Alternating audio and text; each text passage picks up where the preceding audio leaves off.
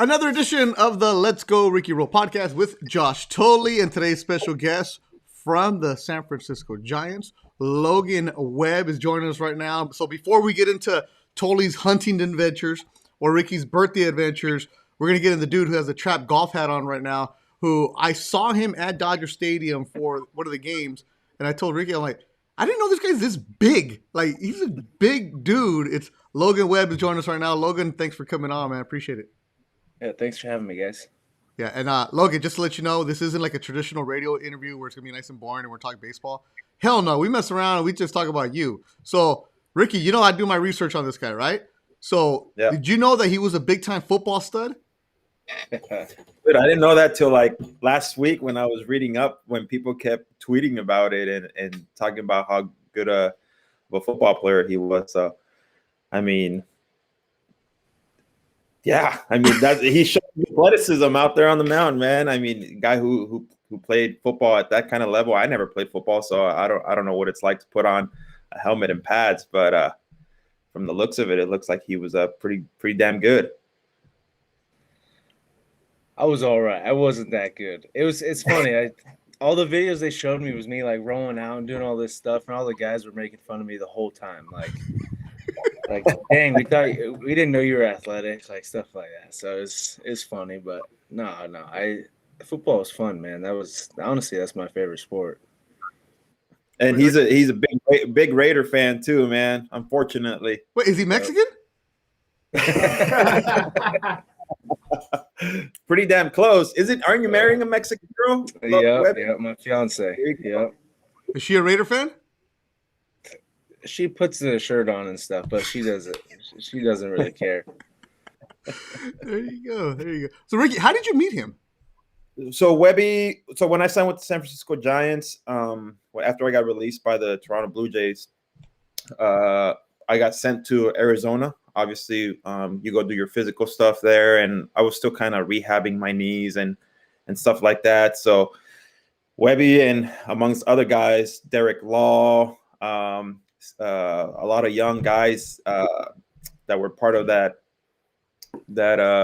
I guess rehab group, because Webby was there rehabbing. I think he had just had Tommy John, and that's where we met. We met in Arizona, and like I told you, Beto, one of the things I always did and took pride in was making sure I took the time to talk to the guys, and I never wanted to come in and be stuck up and be an asshole to people and have a bad rep like that. And obviously I was coming in with the, I guess, okay resume, and these guys knew, but I always just made sure, I kept it cool and was friendly to everyone. And, Webby was one of the first guys that I remember talking to, and I didn't know much about him, and the more once he started coming back from rehab and throwing, I saw him throw a few times, and I was like, holy shit, this guy's got a great arm.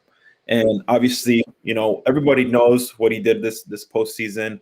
This season, he had an incredible year, and it's kind of cool, man, to see a young kid like that. You watch him from a very young age, and then you kind of see him go up the levels that he went through, and now he's in the big leagues, and he's doing a pretty damn good job. So it was cool. I mean, I'm sure you guys, Josh, you saw his starts in the postseason, and that shit was crazy, man. It was cool to see something like that. And again, a young kid leading a big time pitching staff that won over 100 games. It was cool to see. Yeah, dominating. It was freaking a lot of fun to watch, Webby, this postseason. I mean, it fired me up. I think the story's cool. Just watching it all come to place and really get yourself out there. I think it speaks volumes, obviously, to the work that you put in. Appreciate that. Thank you. Dude, totally. Talk about a guy like you watch his stuff, and you're a catcher. Watching him when a guy's dialed in like that and he's fucking throwing, first game he goes. We talked at Dodger Stadium, Webby, and you said, the game plan called. This is what I liked, and you'll appreciate this, Josh. What I like, he's like the game plan. I wasn't coming in thinking like I was gonna throw, 40, 50% changeups, but once I saw they couldn't hit it, I fucking stuck to it, and I kept doubling up, tripling up, at times throwing 4 in a row. And that's stuff that's with the analytics and stuff, I feel like that's unheard of nowadays. And then you see him in game 5, and it's like the game plan completely changes, and it shows, obviously, having Buster Posey back there and kind of him reading hitters. How important is it for you, totally, as a former catcher, to be able to do that and be able to make those adjustments and see the starter and see the stuff that he has working that night? Yeah, well, we've talked about it before. I mean, it's conviction, right? That's something you had conviction in, and I'm sure Buster probably echoed the same thing. Like, there's nobody that's right or nobody that's wrong. The moment you have conviction and tripling up, throwing 4 changeups in a row, it doesn't matter. Like, if that's what's working, that's what's working. And I would love to hear your perspective of it, Webby, of working with Buster, because I think that's what people want to hear. That looks like what's the personality? Is it combative? Is it warming? What is it? Obviously, it's warming because you seemed incredibly comfortable throughout the entire season, to be quite honest.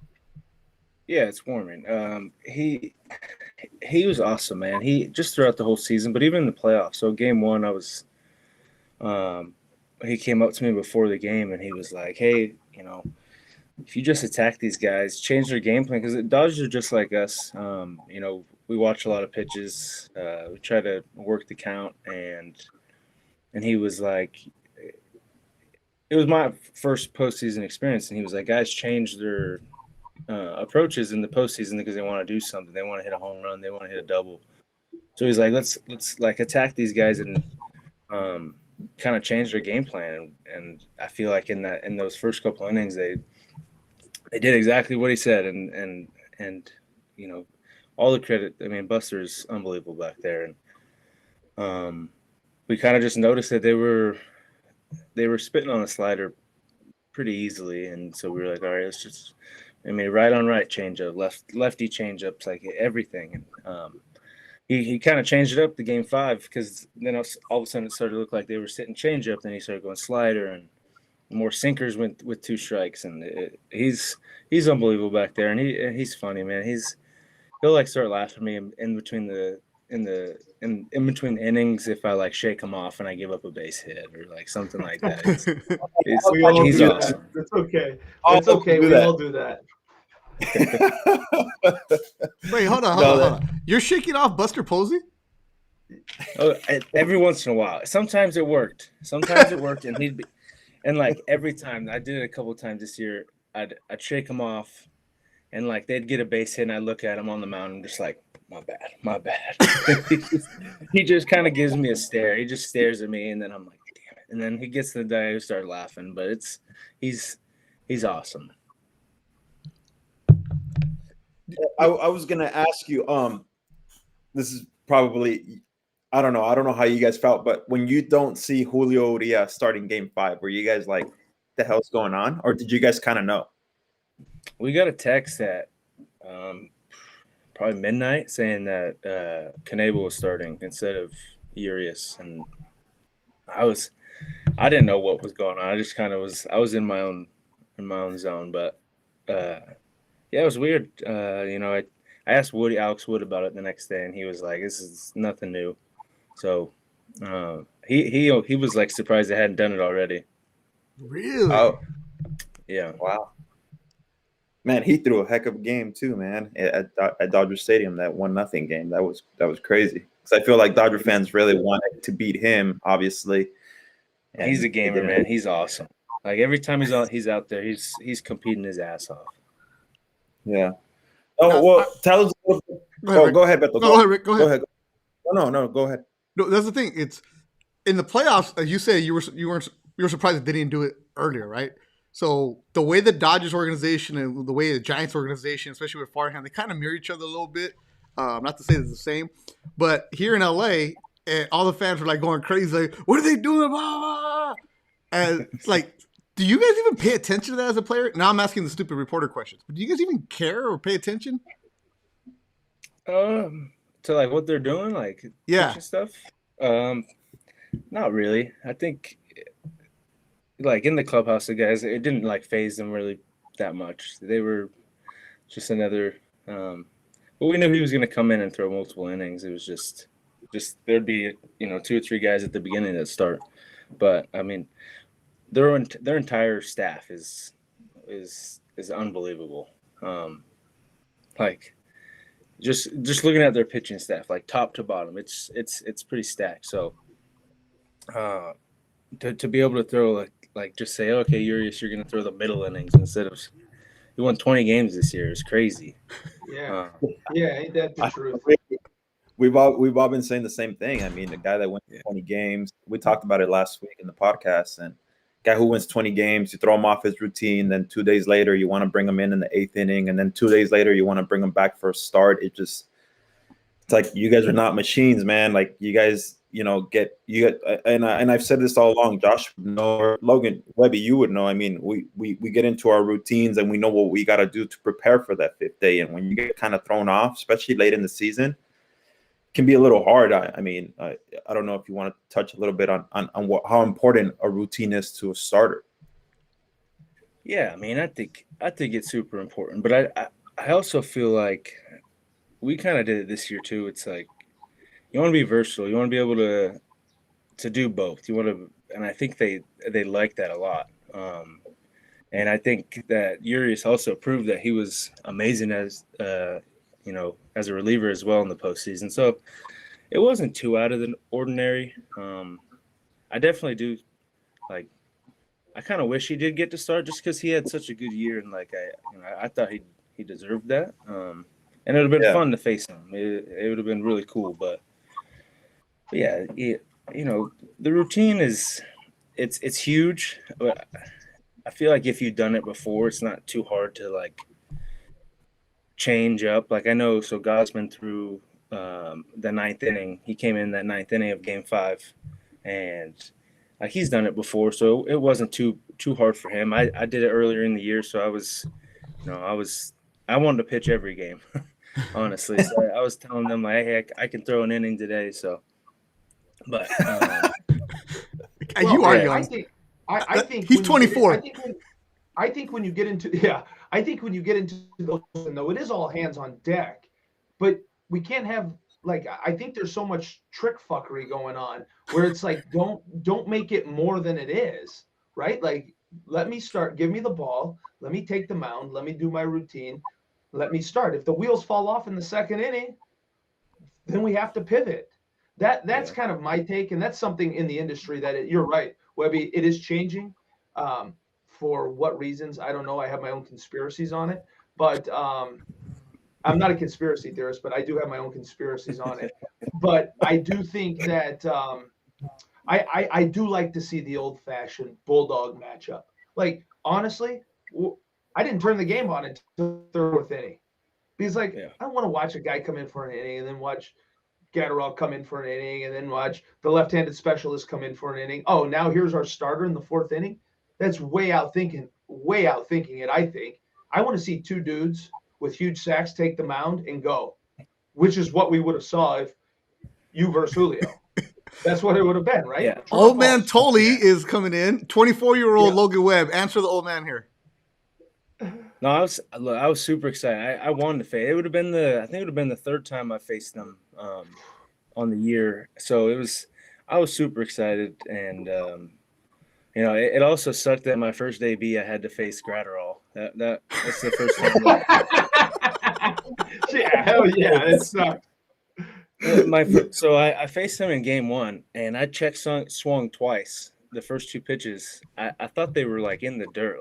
I started my swing, and no joke, the sinker moved I don't even know how much at 102.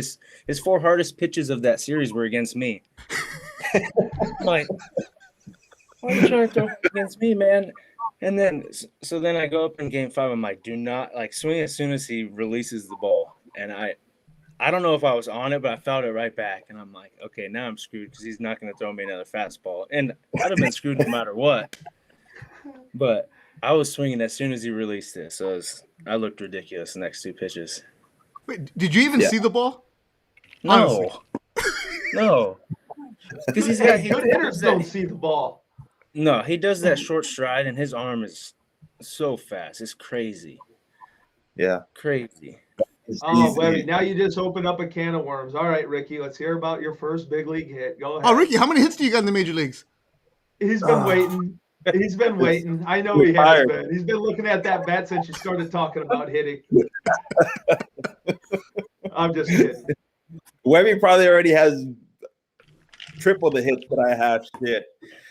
And like it took me like 40 ABs to get one hit, man. I think I had 5 hits this year. Other than that, I probably struck out 30 times. I was like 5 for 35 with 30 strikeouts and 5 hits.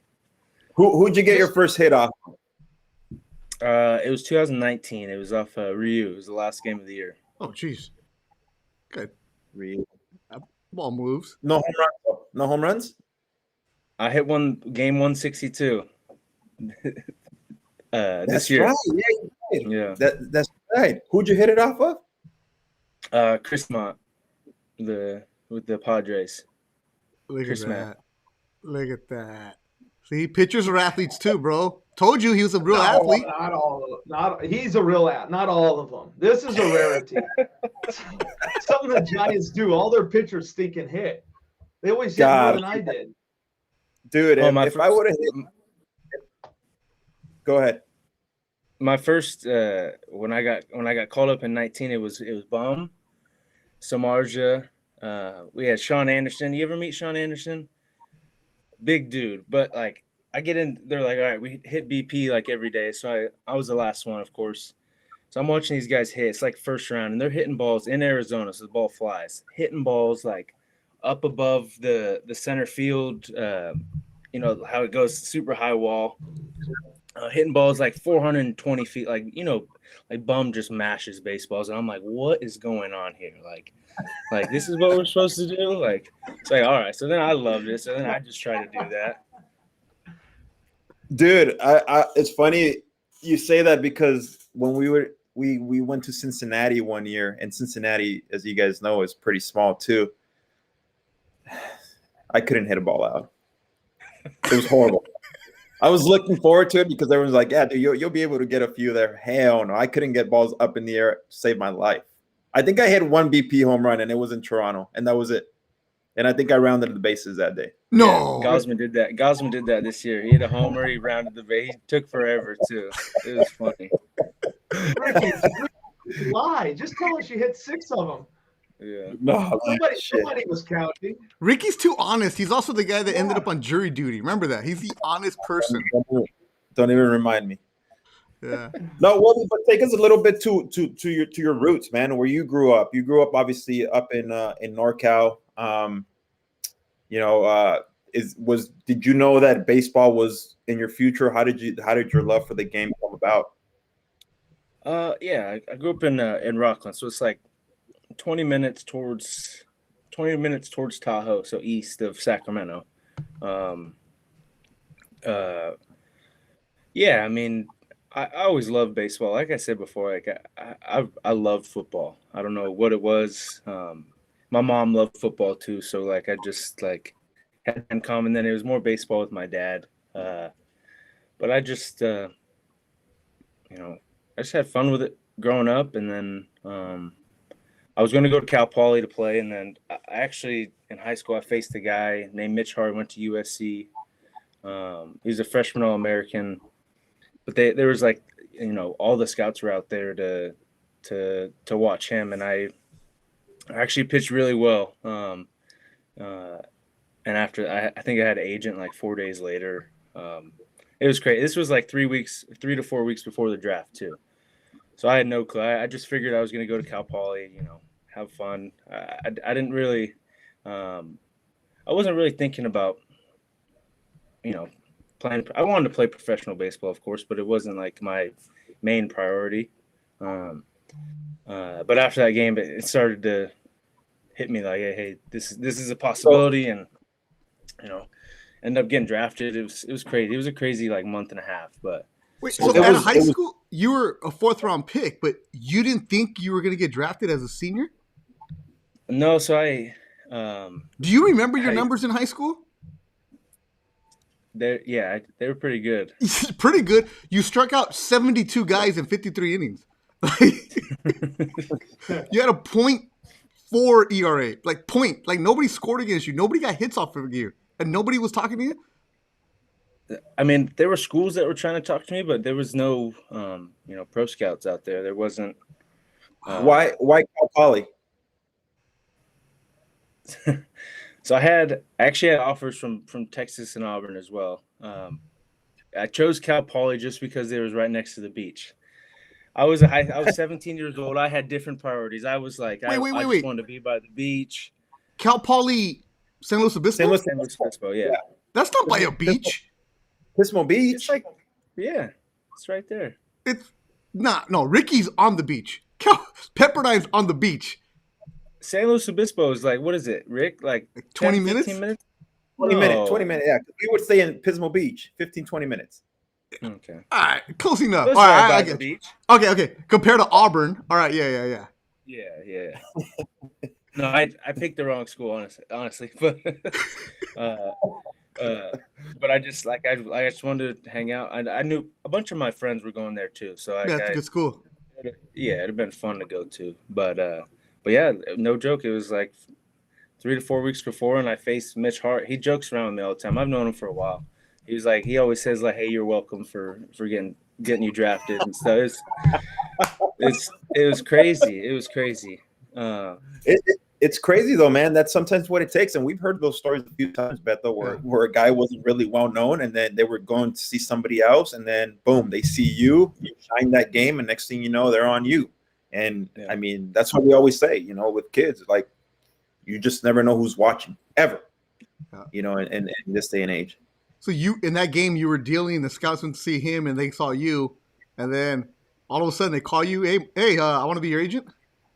So I before the game, I'm like warming up. I think a couple scouts came down, watch the bullpen. I throw my first warm. He throws the first. It was at their plate. He throws the first inning. I come out. I throw my first warm up pitch. The next pitch, and I remember this like clearly. Like every single person back there had a radar gun up, and I was like, man, I must be. I knew I could hit like 92, 93. Like I was like, I must be throwing pretty hard today. I was pretty amped up as well. And yeah, I threw well. And after the game, I got introduced to like 30 different people. It was crazy. It was honestly crazy. I had phone calls out the ass all night long. It was crazy. Did you grow up a Giants fan or an Oakland A's fan? A's fan. Yeah, Sacramento guys are A's fans, right? Honestly, where I'm from, there's a lot more Giants fans. But it's like Raiders, A's, Niners, Giants, right? Yeah. See? There you go. So Raiders, A's. That's what it's all about when I was growing up. Yeah, CC Sabathia over here joining the podcast. We had CC on, and all he did was talk shit about the Raiders the entire time. I mean, fuck you. They look decent. They look pretty good right now. Yeah. Logan, so you get drafted, like, how was draft day for you? You're in high school. You went for, like, not knowing anything, thinking you're going to be a Bronco, Cal Poly slow, and all of a sudden this. It was actually my graduation day. It was in the morning. I got my agent actually called me, and he was like, hey, I don't know who, I forget who it was, but they were like, this team's going to pick you in like 20 picks. I was like, all right. So I hang up, and I was just, I don't know what I was just watching like a TV show or something. All of a sudden he calls me back like 2 seconds later. He was like, actually, the Giants are taking you right now. I was like, all right, like, let's do this. And then it was fun. I got, they said something at graduation about it, and it was really cool. It was special moment for sure. Damn. It was fun. Cool. It was, like I said, it was a fun like month and a half. That's dope. Graduation. Can you imagine you're walking up to get your diploma and you're like, did you know you were signing, or were you kind of like, you know what, I want a certain bonus, or we know how those negotiations go, or were you like set on like, fuck it, I'm out? I knew I was signing no matter what, but I let my agent say, all right, don't say a word, or you're gonna wait until July 18th to sign. We're just gonna get the most money as we can. It's like, all right, whatever. So I enjoyed that month at home with all my buddies. It was, but yeah, it was just, yeah. He told me like, hey, just don't answer any phone calls. Just wait until July 18th. And I was like, all right, cool. Sounds good to me. Totally, that's crazy though, right? Like, like you signed out of high school just like he did, but that from going to have no agent, nobody thinking about you, to all of a sudden life just changes, bro. Like you can relate to that. I love the composure though. Like I'm just watching TV. Like, dude, I was jacked up. Like we had the jumbotron going in my parents' garage, and like it was a whole production, right? Every neighbor was over. This was when everything was done online. So we're sitting there watching, and the draft was broken into 2 days. The first I don't know, 15 rounds, and then the next. And it's like all these people are at my house. Like, what if I don't get drafted? 8th round came, 9th round came, 10th round came. I was, oh shit, here we go.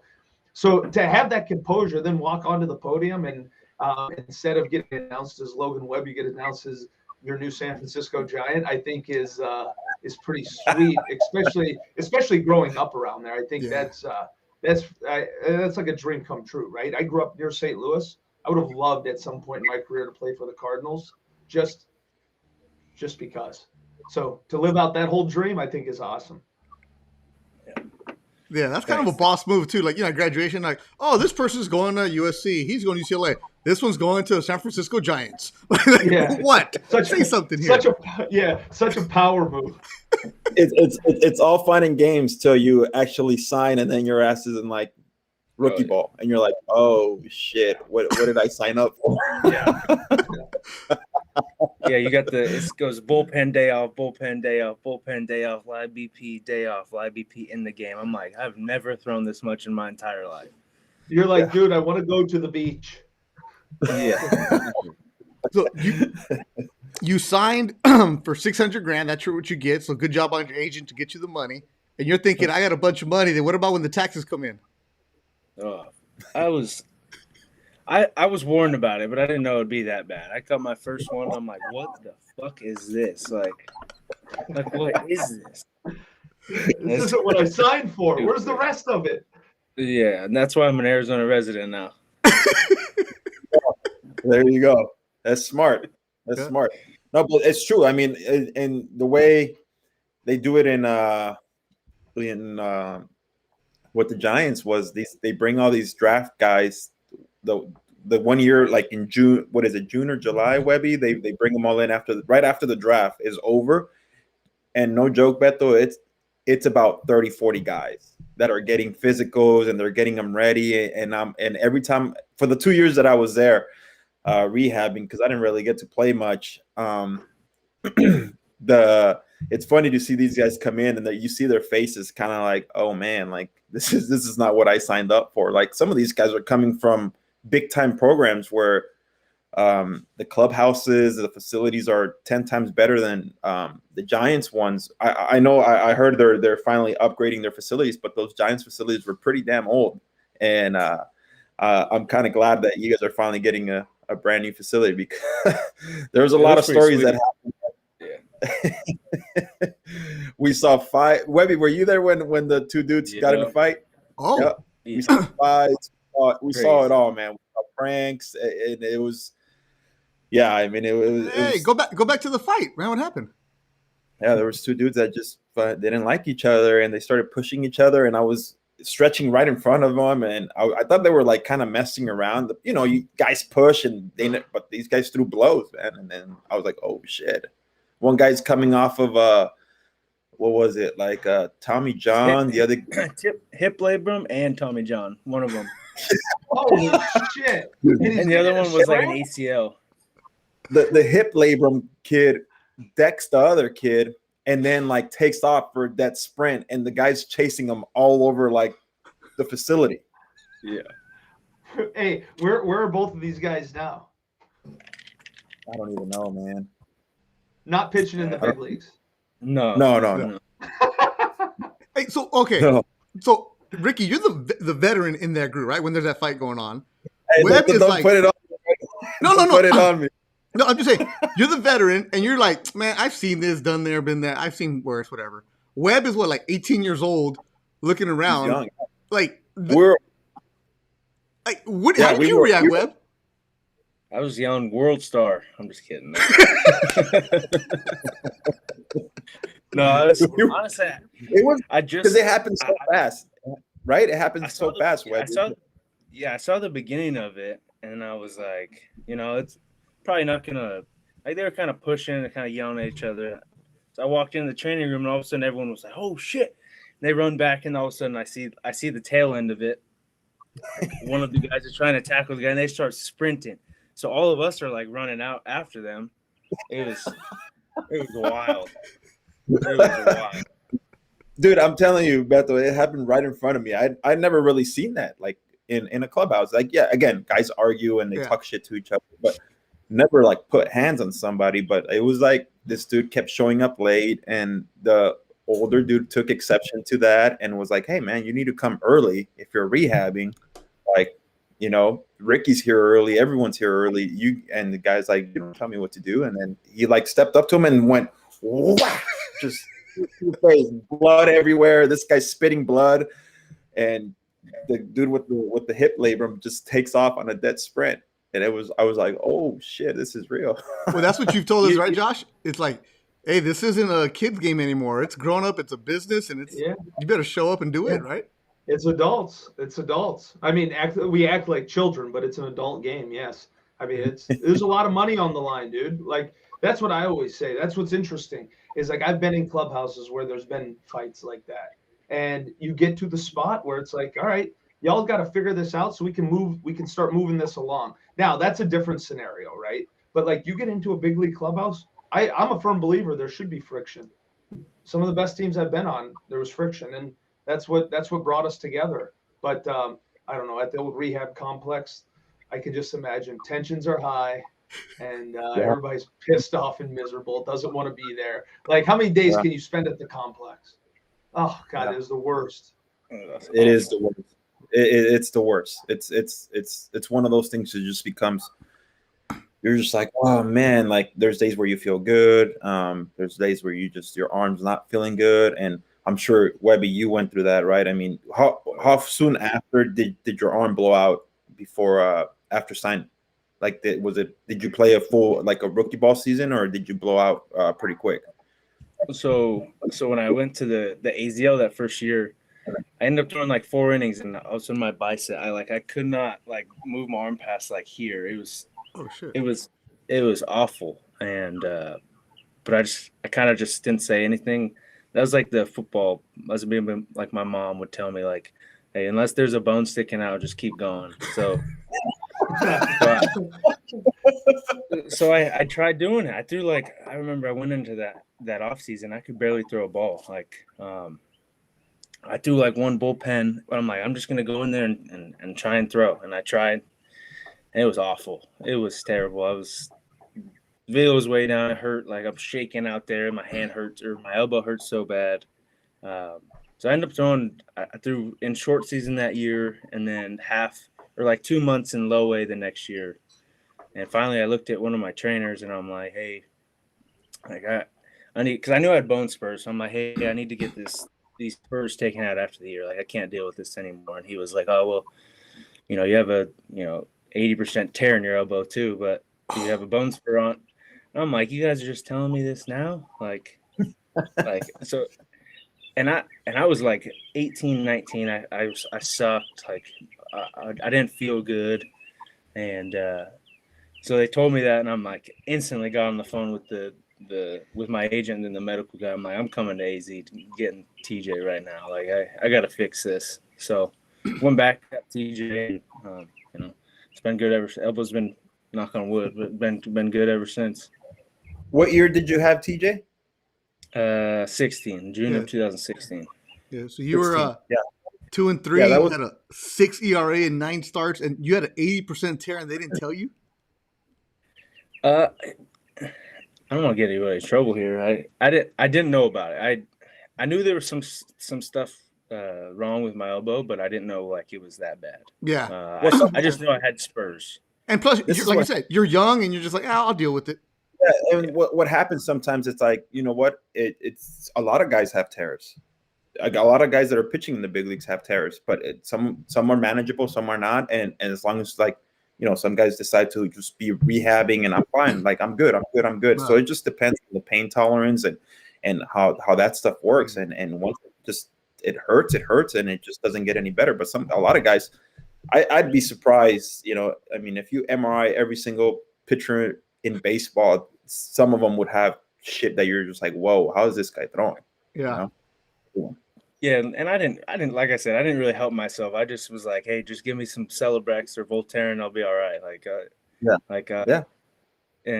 So I just tried throwing through it, and like I said, I finally got to the point where I'm like, I can't do this. Like I said, 6 ERA, it was awful. Like I'd start the game like 90, 93, and then by the 5th inning, I was throwing 85, 86, just because like my elbow would slowly start coming up throughout the out. It was terrible. What?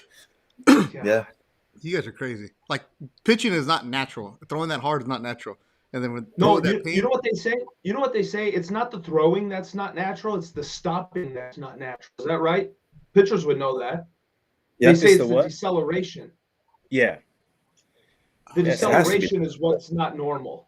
Yeah. Yeah. I mean, every human being can do this, right? But it's the force that you create and then having to stop it. I mean, nobody's arm should whip like that. You guys are crazy. You guys are absolutely crazy. So yeah, Tommy John, how'd you feel, man? You're like 19. You're all bummed. I thought my career was over. I thought it was the end of it. It sucked, but I had, Ricky there with me. I had a lot of older guys, or some older guys that really helped me, and like it was great. Honestly, it helped me because I finally learned that. I mean, when I was 17, 18, they didn't really tell us like to have a routine. Like it was like, stretch, do whatever you want. Like most college guys, they come in, they know what they're doing. I had no clue. So days I'd pitch, I'd just get an arm stretch. We'd do a heat packed and arm stretch. And then when I got TJ, it was like, talking to the older guys, talking to Ricky, like you got to have a routine. You got to figure out, what makes you feel good every day. And so it was honestly like a little blessing in disguise because I learned really how to be a professional baseball player throughout that process. This is something that Ricky and Tolly both talked about. Ricky went to college, Tolly signed out of high school.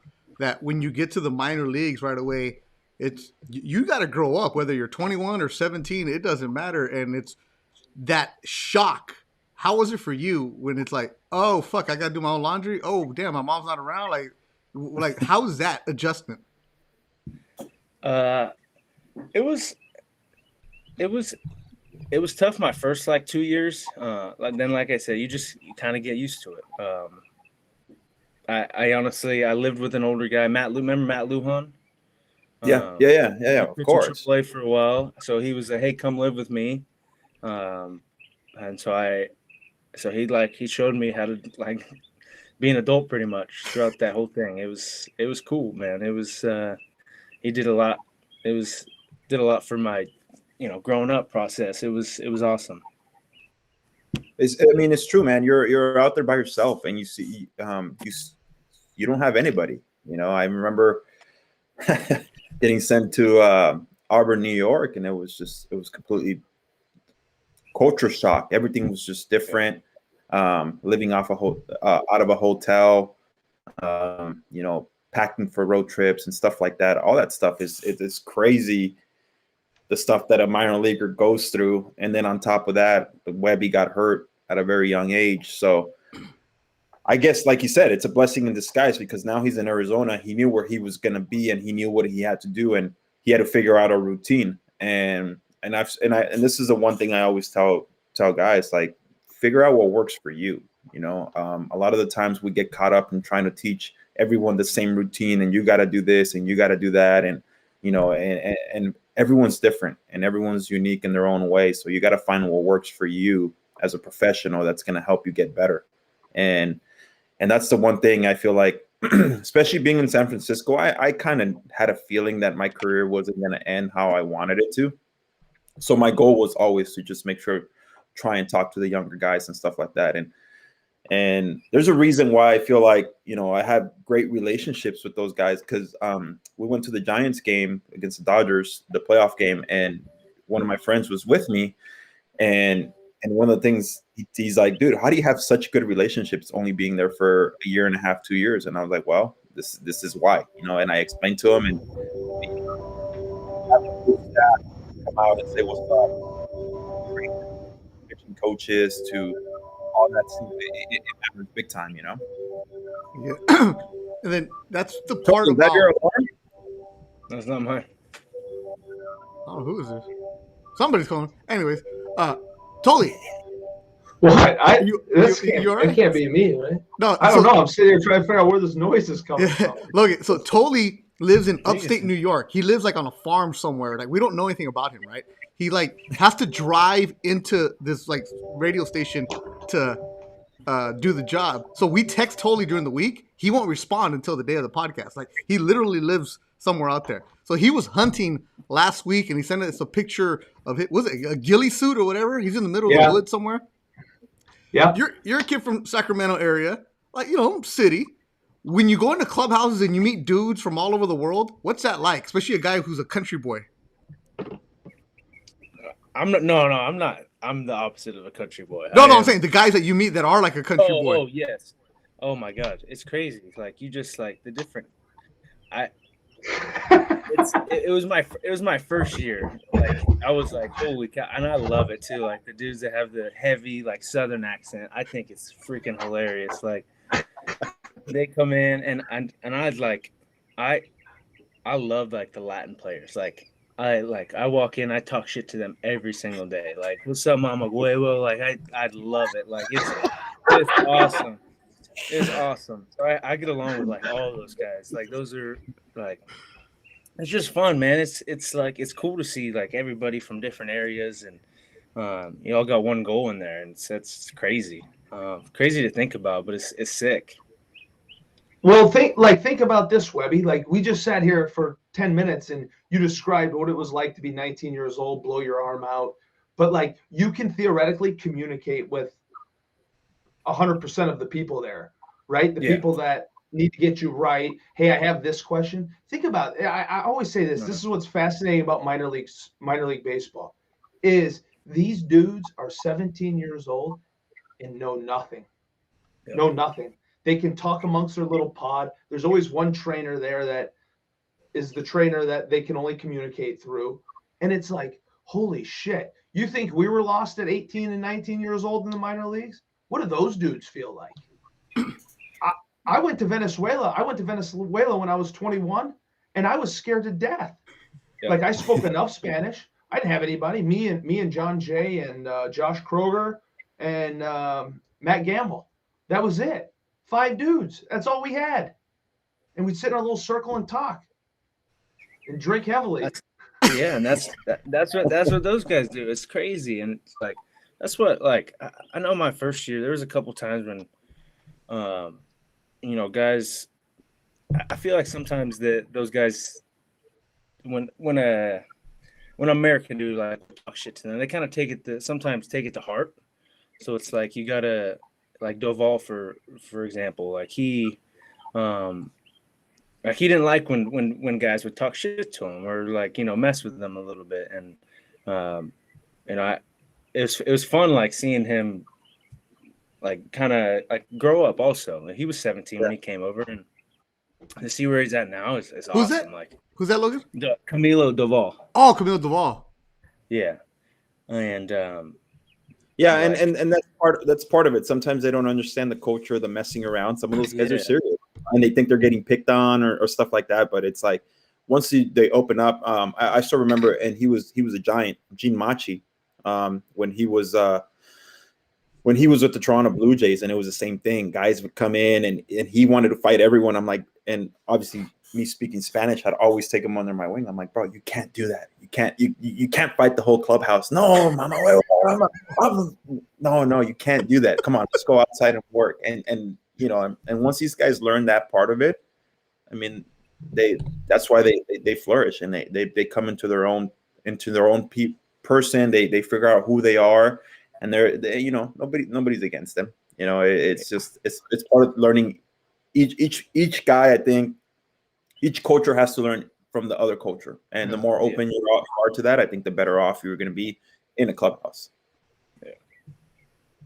Logan, it seems like you're the dude that goes into the clubhouse and you talk to everybody. Yeah, I do. I try to, at least. Like I don't know why. I just have a big smile on my face all the time when I walk in, and you know, some of the guys actually make fun of me, like why are you always smiling? Like they just laugh when they see me, and I'm just like, just having a good time, man. It's fun to be in there. I love being in, you know, in the clubhouse with all those guys, and like it's cool, man. And you got so many different guys. It's just everybody's different, and everybody's like, you just have cool conversations with different guys. You know, I talk to, you know, I'm gonna try to. I've never been hunting before, but like, I go up to Buster and talk to him about hunting, and like we'll just sit there and talk about hunting. I'm like, just, you know, going like this and like saying, yeah, man, that's awesome. I have no clue what he's talking about. Like, but it's like little stuff like that. It's awesome. Like with every guy, there's something different. What's harder to understand? Buster talking hunting or like the Venezuelans? Buster talking hunting, honestly, because I can just mess around with those other guys. I understand a little bit of it, and like, you know, it's fun. It's I feel like I learn new words every day, and you know, like it's cool. You know, you can't use those words when you go to your in-laws' house, right? No, I can't. Yeah, don't drop that on your father-in-law. Yeah. All right, what are some of the other Spanish bad words that you know? Oh shit, there's a bunch. Right. You know, mama huevo. Damn it, I'm drawing a blank now. Like a lo que tu quiera or whatever. Like it's like, do whatever you want. I don't know. Like I just say that to guys. Like, hey, tu mira. Like, what are you looking at? Like, shit. Like just anything. But they love that too, right? They love that because it shows that you're making the effort to them. Yeah, and that's why, like, I get along really well with Johnny, just because like I pick his brain about everything, like just talking to this guy. He's got Cueto. I mean, he's done so many different things, so it's like, why wouldn't I try to pick his brain? I'm not trying to learn like he'll teach me Spanish words and like just like a bunch of different things. It could be pitching, like anything. And you need to go to his Dominican ranch, dude. Have you ever seen that thing on social media? You need to go there. I have. It's crazy. Wait, Cueto has a ranch? Yeah. He's got a bunch of horses and stuff. He loves horses. Yeah. Really? Yeah. He's all about that stuff. We'll take If Graham Metzger was here, he could help us. If Graham Metzger was here, we would have. Yeah, we got an intern. We have an intern, a 20-year-old kid at Oregon who makes the highlights for us. So we'll get him going. Don't worry, Graham. We'll get you there. That's it. All right, Totally. Have you seen this picture of this young stud right here? Look at that. Wow. Look at that stud. Oh my gosh! Look at those uniforms. I got like 4 different arm sleeves on. Oh hell yeah! I look ridiculous. Hey, as the Latin guys say, that's flow, Poppy. Yeah. That's it, man. All right, so you become a Giants guy, and you're not too far from where you grew up. And the picture that they kept showing during the playoffs of you as a youngster. Now, that was pretty cool to see. What's the reaction like when you go back home? So I said this thing, and so after game 162, they asked me like, "What do you do when you go back home?" And I told them like, there's just no joke. There's this one, like the only bar in our little city that it's like a pizza place / bar. It's like the only place we go to. And I said, I'll probably go there. Well, the next day we had an off day, and all of a sudden I started getting these texts like, "Hey, you coming here? Like, you coming to CJ's?" I'm like, "No." I'm like, I still gotta play. I'm in San Francisco right now. Like, people are showing up with autographs and stuff, and I'm like, what? I should have never said that. Now every time I'm back home, they're like, "Hey, are you going there?" And I'm just like, and I actually did end up going there once we were done. I went there a couple days later, but I went there. It was like late at night. It was super quiet, so it wasn't too bad. But you got to do what Beto does, dude. He'll post videos of him golfing, and I'll text him right away. I'm like, "Bro, thanks for the invite." He's like, "Dude, that's from like last week," and I'm like, "You asshole." Look at these little studs, though. Oh yeah. I still kept saying in the playoffs. That's it. Yeah. And you're still friends with those guys, right? Yeah. Those are my buddies. Great guys. Which one? What number are you on this one? 68. 68. Look Yeah, at that. 100%. Look at that. Hasn't changed a bit, Webby. I love it. Same guy. That's it. Same guy. Look, you're only 24 years old, and you've accomplished a lot in your young career. Yet at the same time, it's like most 24-year-olds are still trying to figure out their fucking life.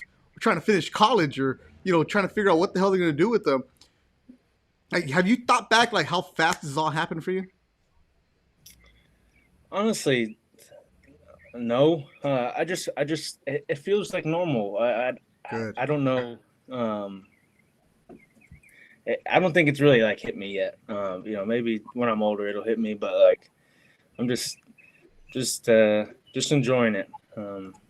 Just having fun with it. That's why. Yeah, it goes fast. I have to tell you.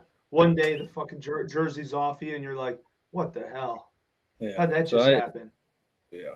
Yeah. So enjoy it. I truly enjoy it. Not to be sentimental or weird, but that is like I've had older players tell me that one day it's gone. One day when you're in the mix right now, it feels like it's never gone until it's gone, and you're like, "Fuck, it's gone." So keep doing it, man. I freaking love it. I love the energy too.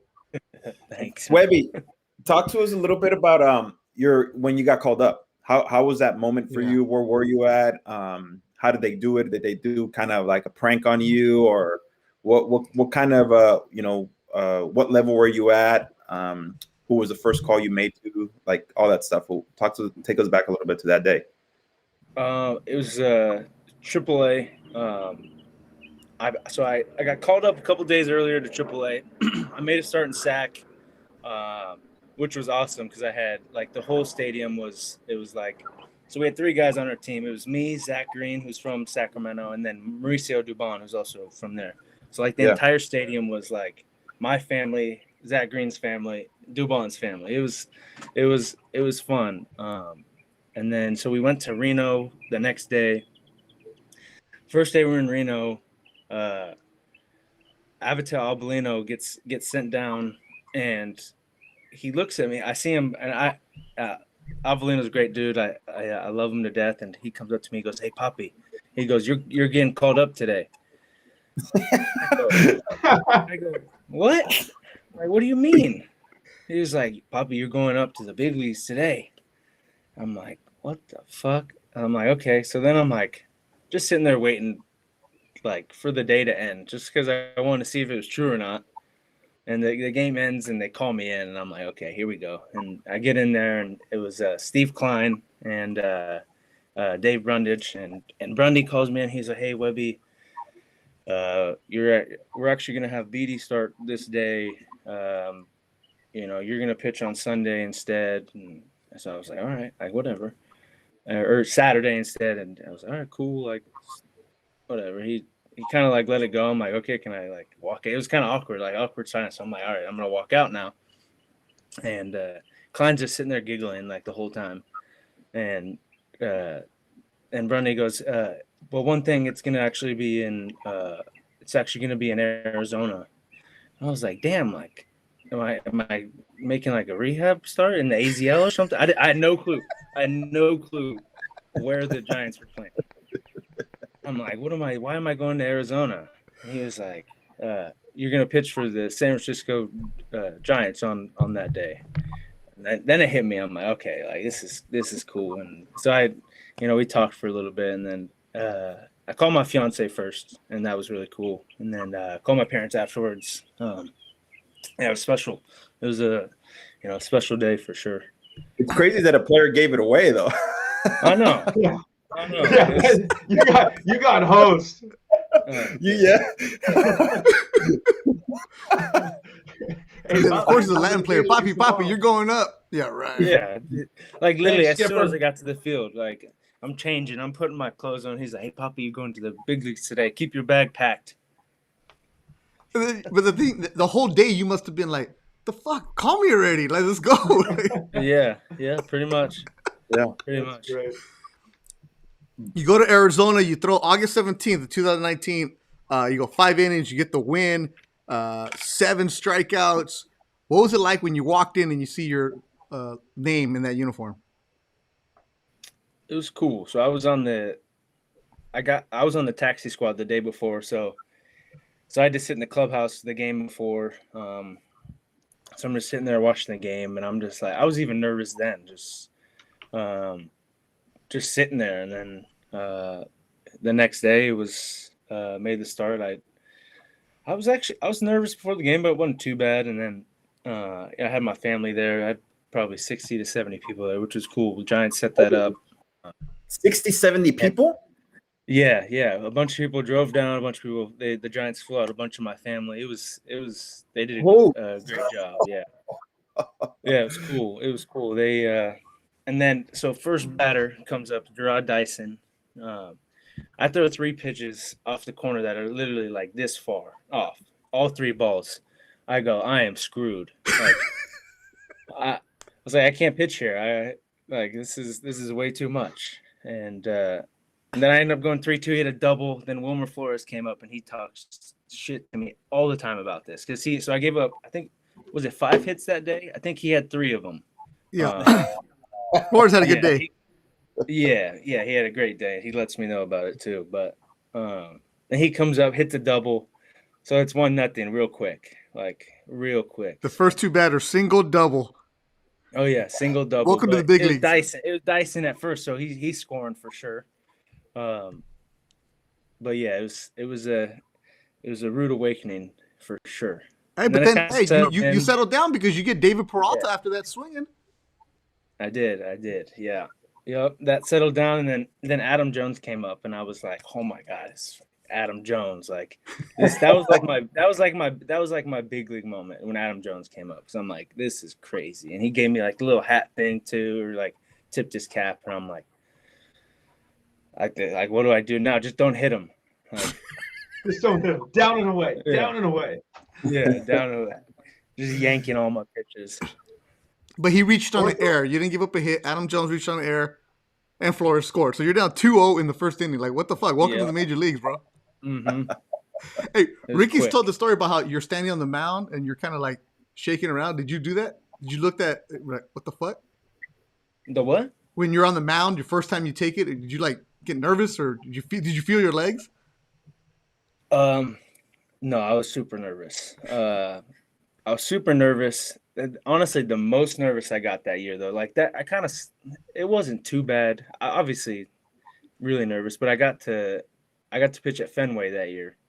Oh, and so I'm warming up, and these guys are talking shit to me the entire time. But I loved it. Like their accents crack me up. Like, the people in the bullpen. Yeah, yes. Right behind you, like this far behind you, and I'm just like, yeah. This is cracking me up, dude. I thought it was the funny. It kind of honestly like calmed my nerves down a little bit, like them talking a little shit. And all of a sudden, I get out on the mound and I do my like little thing that I do every time I go out there, and I look up and it says, welcome to Fenway Park. And all of a sudden, it was like, holy shit! I could feel my heartbeat, everything. I'm like, don't fuck this up! Don't fuck this up! Don't fuck this up!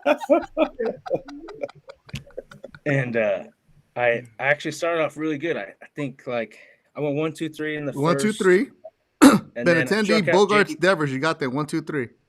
Then I struck out JD Martinez to start the second inning. Yep. And like the adrenaline's going. All of a sudden, like I was like, then I calmed down. I don't know why, but I was like, okay, I got through those 4, so I calmed down. JD Martinez just won the MVP. I was like, he won the MVP the year before, right? 18, yeah. I think it was. He's on fire. I think I walked the next 3 batters after that. Yep. You walked Brock Holt, Mitch Moreland, and Christian Vasquez. Yep. And here comes Jackie Bradley Jr. with the bases loaded. No biggie. Yeah. I was like here to here real quick. Don't worry, man. Fenway did it to me every goddamn time. Fuck, I hated that place. No, but he still got the win, Rick. He still got the win, 7-6. Yeah. I don't even think I ever got a win at Fenway. You didn't? I don't know. Maybe one. I didn't get I think we went 16 or 17 innings that day. Hey, Josh. No, you hold on. Let me see here. Just make sure. Oh no, you didn't get the win.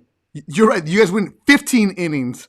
Yeah. It was- Fuck that. Those people were loaded. What's the one stadium where you dreaded hitting at? Where you're like Miami, the old Marlins Park, oh, the old Joe Marlins. Robbie. Yeah, Joe the old Robbie. Joe Robbie. Fucking place was a dump. Awful. Rained every day. You never hit batting practice. Totally, pick up the mic a little bit. Totally, pick up the mic a little bit. Well, I don't know that my mic's There it is, right there. You can hear it now? Yeah. Let me just hold it like I'm a rock star. I hated it. It rained every day, and it was awful. I never got hits there, ever. I bet I have 2 hits my entire career, and I played in the East. you're probably it wasn't that. It was you're just at Fountain Blue the night before. That's probably why. Yeah, man. No. No, I was young. I was focused. Back then. Really focused. Eating dinner at Prime 112 and then Fountain Blue right after. Into the casino. Yeah. That's maybe why it was hard. And we blamed it on the rain.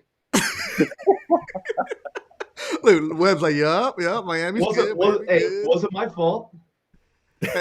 We always ask guys this: first time you went on the Showbird, the plane, what was that like? It was cool. I think we had like PF Chang's that day. I was like a little kid, like oh my god, we got PF Chang's. I'm like moving my seat back. I'm like, well, first so it was Buster and Craw right behind me. So I turn around and I'm like, hey guys, do you care if I move my seat back at all? Oh my gosh. Yeah. And then so my first flight, we went from AZ to Chicago, and it was Jeff Samardzija. It was his 10-year. I don't know if you guys have met Jeff Samardzija, but he's one of the funniest, coolest dudes you could ever meet. So he goes, hey, Webby, you're getting up on the bus. Get as fucked up as you can on the plane. I was like, all right, like, sounds good. We had an off day in Chicago the next day. We were going out that night with him to celebrate his 10-year. And I was like, all right. So I was fucking hammered. I'm drinking everything and anything on that plane, on the bus. Like, it was. I woke up in my hotel room. I had like a cheesesteak. I was fully dressed, cheesesteak just sitting on my chest. Like what happened?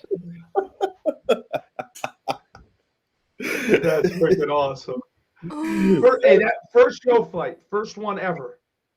That was the first one. Yeah, dude, what a memorable one. That's holy Jesus. Dude, that's why we love asking that question, because everybody has a great story about the first time. Dude, you just saying, can I move my chair back? Can I move that back? Yeah, move my chair back. Yeah, now I'm shit-faced sleeping with a cheesesteak and french fries. I love that. Oh my God.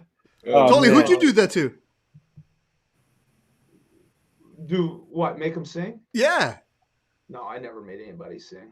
I was the guy that poked the bear. I'd get him going. Huh? I had to sing for 3 years. 3 years of my career I had to sing and dress up. Yeah, I was like, but I always took light to it, right? I always made a joke about it. It was funny. So they just kept making me dress up, and I don't know. I had so much fun with it. I was a cheerleader one year. I was a French maid another year. Those days are over, dude. You can't even do that anymore. You can't do it. So we dressed up the last 2 years, or not last year, but this year in 19, and that was fun. But we were like Reno 911 the first time, like little short shorts and shit like that. And then this year we were I don't know if you guys saw that. Brandon Belt, he's the captain. So self-proclaimed captain. So he dressed up in like a captain suit, and we were all like his pilot, like the Navy, like it was his seaman. We were a seaman. That's what we were. Yeah. It was fun, man. It was a blast. My first one was it was funny because I got the win. That it was a day game in Toronto, and then got the win, my debut. And in Toronto, as you know, Josh, you have to go through the terminal. And or actually, I'm talking about the rookie dress up. Actually, the rookie dress up. We had to go through the terminal, dude. And we're in cheerleading outfits. I'm gonna show you this picture really quick, and before Beto pulls out his phone, but That's freaking dynamite. Oh my! That's awesome. That's dude, great. so imagine dressed like that walking through the Toronto airport. Wait, oh, you guys don't have the private entry? Not when you leave. Hell Not when you leave Canada. Customs is there. Canada, You got people going to freaking Shanghai. You got people going to Miami. There's just people in there. We had a line to see the customs officer, but you're still dressed up like this, going through security. We went through security, and then you go through customs, and the officer's just looking at you like, oh no.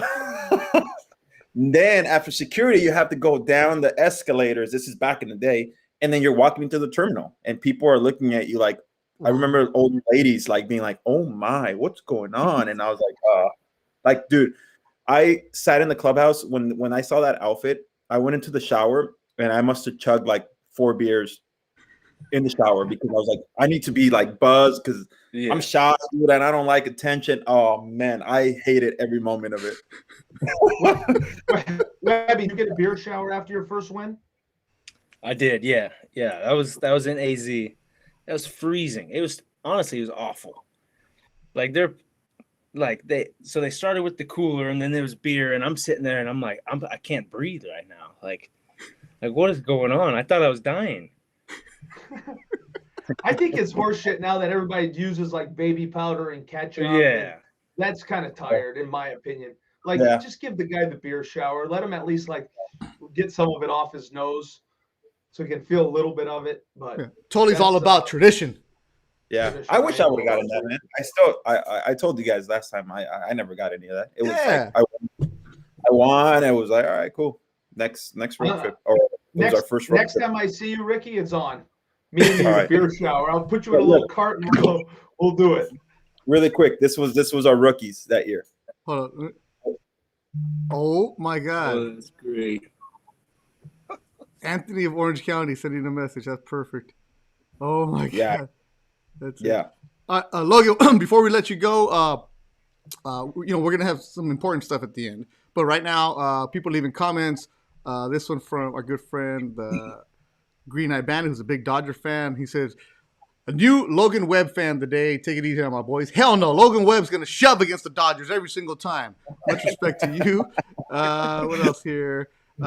Here you go. Logan, I know you're a big Raider fan. Can we get a shout out for Raider Nation? Oh, geez. Here you go. Let's go Raiders.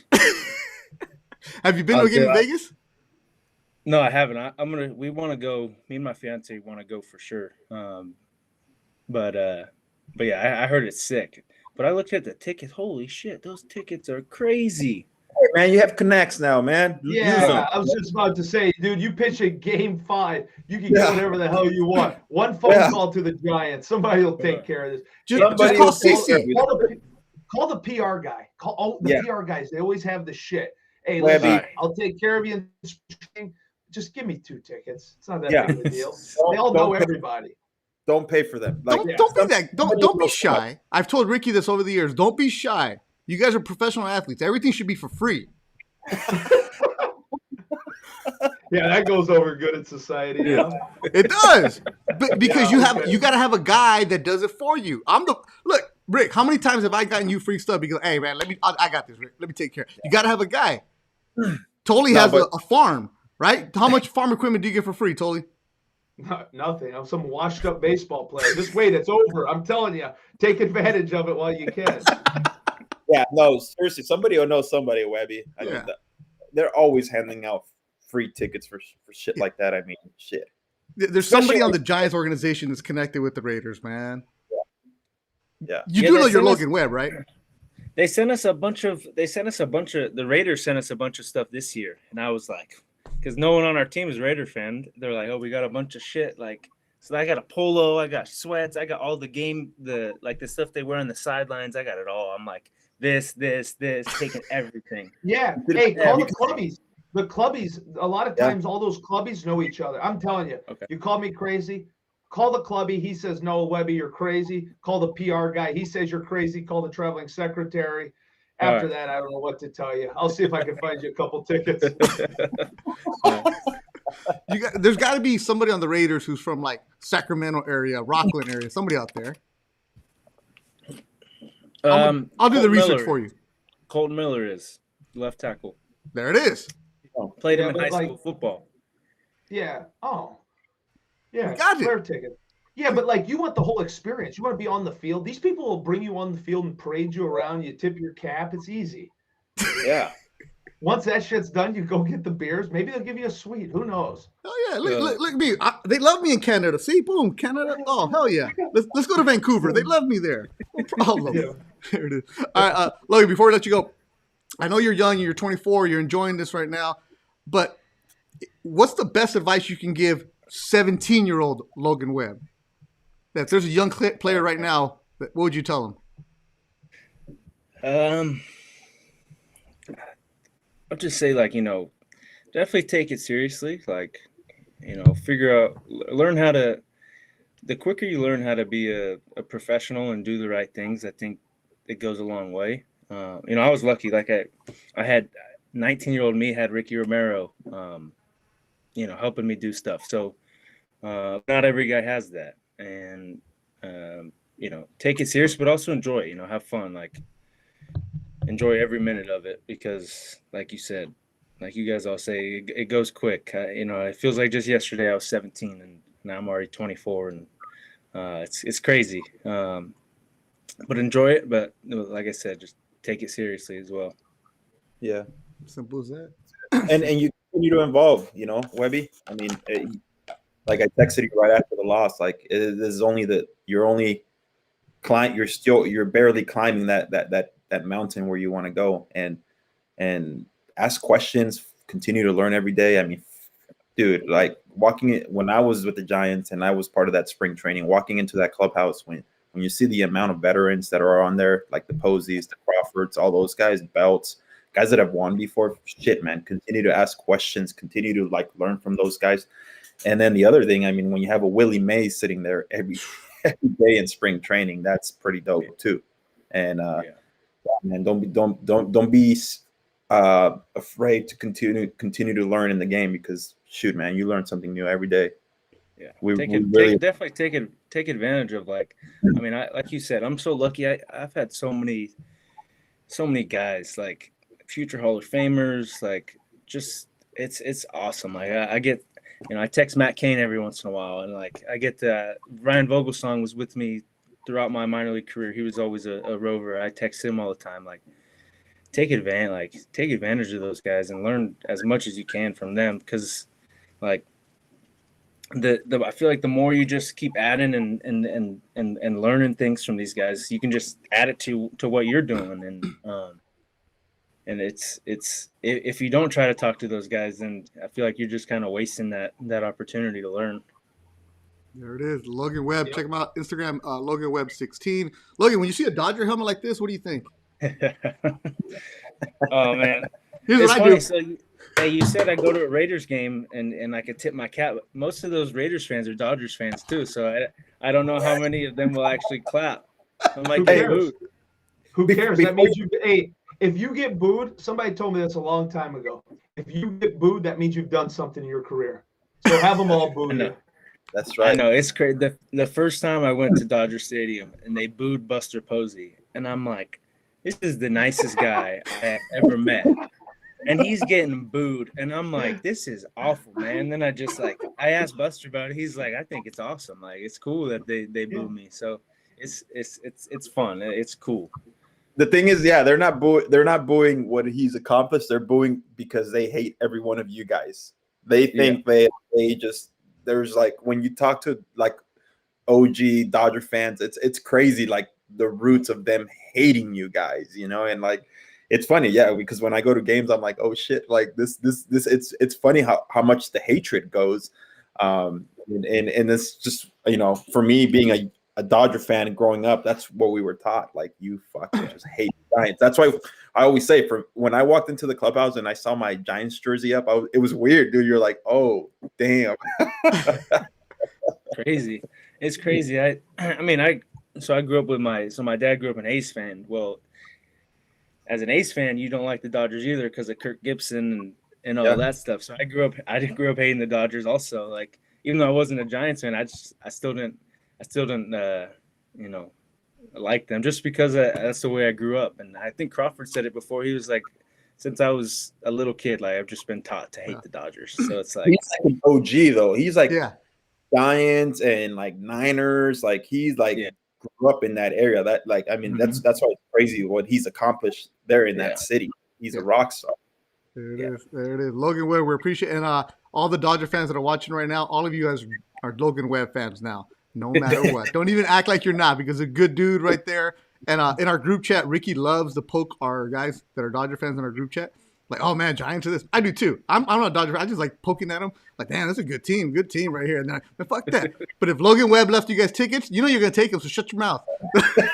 really quick before we go, all of us, who wins the World Series? Astros. In how many games? Six. Astros in 6.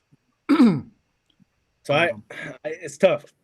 So I actually got to meet some of the Braves guys this year, and they're awesome dudes. Like, and that team's sick. But I being with the Giants, I got to hang out with Dusty Baker all the time. So seeing him around, and I worked out with Darren Baker, his son. So I don't know. I feel like I got to root for them, just because of Dusty, man. I would like to see the Braves win personally, but I think the Astros are going to win in 6. I want to see the Braves just because we had Jesse Chavez on the podcast. I'm going Braves. I'm going Braves in 6. Right. I wouldn't mind seeing the Braves win. I'm not saying that I want the Astros to win. I think it's going to be a good series, honestly. It will be. Yep. I like Freeman. You know, I mean, Josh, we've played against him for a long time, and just kind of seeing that team kind of go from horrible to where they're at now, losing the best, perhaps one of the best players in baseball, and Acuna, and what they've accomplished is pretty cool. Like they won 86 games. Yeah, 86 games in their division. This is one of the greatest stories. And I'm a huge Jock Peterson. Cool. All right, there it is. Logan, we appreciate you. You can hang up. Ricky and Tolly, don't hang up yet. But Logan, Webb, we'll talk to you soon, man. We'll see you soon. And go definitely. Raiders for you. Yes, Logan, awesome. Nice to meet you. Thanks for having me, guys. That's it. Keep it up. Beto will go to work for you, dude. He'll go to work. Oh, I got him. We'll take care of that. Good dude, man. Good dude. Yeah. That was dynamite. Yeah, that was good. We had him on pretty good. All right, here we go. Totally. And no, I'm just saying for the people for the people listening and the people who are going to listen to this and stuff like about him on the airplane first time. Hey, don't judge. Don't be like, oh man, like we're all grown adults, you know, and we like to have fun and party and stuff like that. Just, you know, FYI. Yeah, and if you're like, oh, they're first of all, if you're judging on our podcast, we don't want you to listen anyways. So fuera. I'm the guy who's sitting here in a garage with some bourbon, like drinking this at 11 o'clock in the morning in my coffee. You're gonna judge people? Right. Shit. All right, I'm not judging. Exactly. Hey, by the way, mine's empty. Oh, okay. We'll get you another one. Need my address? Yeah. I got the other one that's pretty good too. I'd like to try that. Yeah, we'll get you. The cigars, totally. The other. So I have a message to you from our good friend Alomar De La Torre, who's 12 years old, I think. Alomar listens to the podcast. He and his dad, Carlos. We've talked about him before. He wants to know if you actually got anything in that ghillie suit. I go to his house. I kid you not. I go to their house, walk in. Instead of Alomar saying, hey, how you doing, Beto? He goes, is Tolly still in the ghillie suit? Did he kill anything? No, I didn't. It was hard. It's hard to hunt from the ground. I had a real nice 8-pointer, real nice buck, and it was about 30 yards. I couldn't get a shot because I couldn't move. The thing was staring at me. It's hard. You gotta climb in that tree, boys. You went there and you didn't kill anything. Yeah, massive $500 tag sandwich is what that is. $500, no deer. You know what Cara would say? Damn it. Not. Yeah, I'm sorry, Cara. I apologize. Yeah. I have been going to my favorite vegan place for lunch. So just so you know. Oh. There's vegan in upstate New York? Oh hell yeah. All right. Tolly, happy birthday. Your birthday's this Thursday? Yeah, that's right. Yeah. Happy And, birthday to Ricky too. let me tell you right now, because I know you're not going to text us back until next week. So happy birthday for you right now. Happy birthday, dude. Thanks, you too. There it is. We're going to call Johan. Hopefully he sends you a gift. Oh, puppy, it's a painting. It's beautiful. I get it, dude. Don't worry about it. Maybe RA will finally send them a gift too. I don't know. Oh my God, what are we doing? You guys are setting me up for a disaster here. Talk about a media nightmare. Yeah. We'll have Amalaza maybe take care of you. Yeah, Lama Lassa. Lava Laza. Jesus But I will say this though. Last week when I was at Dodger Stadium, a couple people came up to me and were like, "Hey, I listened to the podcast in Left Field Bar." So a guy named Jorge who kept trying to buy me a drink, and I'm like, "Bro, I can't drink because I'm actually legit working today." He was like, "No, bro, I gotta go. I listen to the podcast on Wednesdays." So Jorge was gonna listen on Wednesdays. Appreciate you trying to buy me an $18 tequila at Left Field Bar, but I didn't let him because I had my credential on and I was in a suit, and like I'm not trying to get in trouble like that. But if I offended you by saying no to your drink, it's not because I didn't want it. It's just I couldn't. So, and he was loaded too, by the way. But he's like, "Yeah, I listen to the podcast all the time." I was like, "We're on YouTube." He's like, "I can't watch it because I drive." I'm like, "What do you drive?" He goes, "I drive for Amazon." I'm like, "All right, cool, bro." So Jorge drives for Amazon. Appreciate you. Next year, when we go watch Logan Webb beat the Dodgers, you can buy me a drink then. Yeah, Hey, I'd be flying out for that start. It's funny. Listening to Webby talk about how he gets along with everyone, the Latinos, how he messes around. It just right now saying La Melaza, Jose Reyes. I wish you guys would have seen Jose Reyes and Josh Tolley go at it in the clubhouse. It was the funniest shit ever, man. Like Why? they would joke just because they would. What Tolley is saying, the way they would joke around. You would like if anybody that didn't know them would walk in on that, they would think that these guys were fighting. But it was the funny like, and this guy is Mr. Egg somebody on, so it was like, dude, he'd get them going, and then next thing you know, like they're yelling at each other. Dude, good stuff. Like that stuff does happen. Like where American guys and Latinos where they start talking shit to each other. It's always fun banter. Wait, Reyes spoke English at the time? Yeah, he speaks good English. I didn't But know. we would go at it. We would go at it in Spanish. I would always have like preset sentences that I used, and I would just use the sentences real fast. Oh, they would love it. Did you speak Spanish faster on purpose? Yeah. Yeah, dude.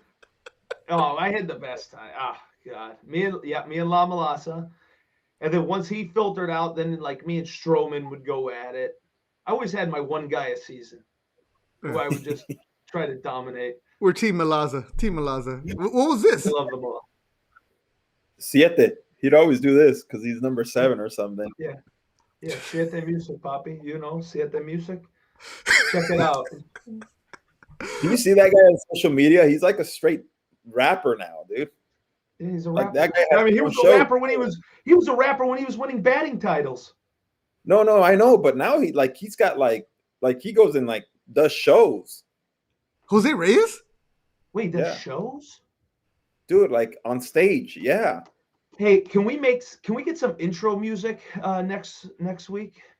Oh, what do you need? Like maybe a little La Malasa? No hay amigo. You should text them, dude, and tell them to come on the podcast. Hey, Ricky, you think this guy has changed his number 15 times. You think I have his current number? I might know somebody that does have it, but let me send him a DM, totally. I don't think I don't think I ever saw that guy sit still ever. No. Or in his locker for more than 2 minutes. No. Messiest that guy- locker, most shoes, most gloves, most shit everywhere. And you're right, bounce around like a buffoon. And a baller. Like- Baller. Bounce He was, around oh my God. What kind of car did he have in Toronto? Which one didn't he have in Toronto? Yeah, just name him. Like what he The guy Right now had a he's- dozen cars. He would ship all his cars up there?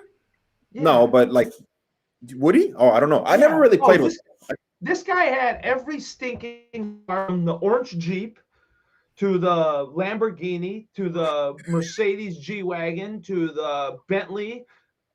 Every day he showed up in a new car with his boys. He always had a posse with him.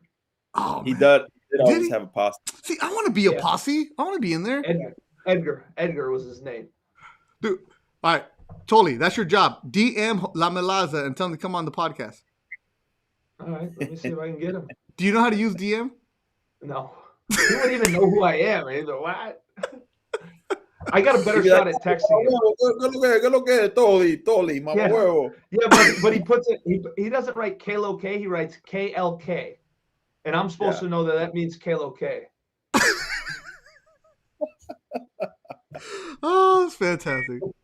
I'm telling you, the first, because when they all came down from that off season where they came from the Mets, like the first spring training in 13, I'm in there and these guys are like going at it. I was like, what the hell is going on? And come to find out it was Tolly and Reyes every single morning, dude. They'd be yelling at each other. ¿Qué lo que? ¿Qué lo que?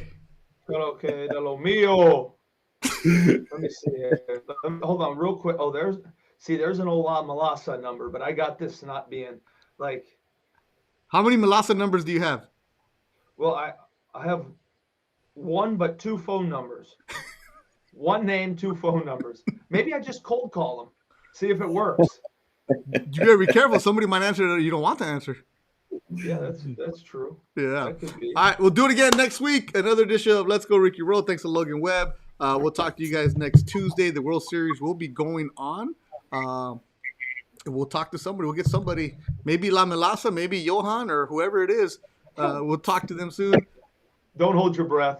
All right. Well, there it is. All right, fellas. Enjoy. Totally go back to hibernation. We'll talk to you soon because it's wintertime now, right?